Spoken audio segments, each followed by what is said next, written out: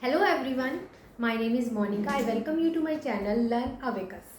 I will tell you what is Abacus. Abacus is a kind of tool which is used to calculate numbers. So many people are using it nowadays. So let's go to the tool. Okay, now this is our tool. These boundary lines are called frame. This center line is answer bar. Here we are using 13 rod tool. These are upper beats, these are lower beats. We start from this point. Upper beat value is 5 and lower beat each value is 1. Like this is 1,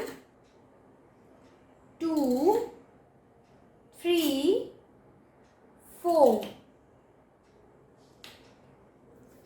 Now this is 5, 6, 7, 8, 9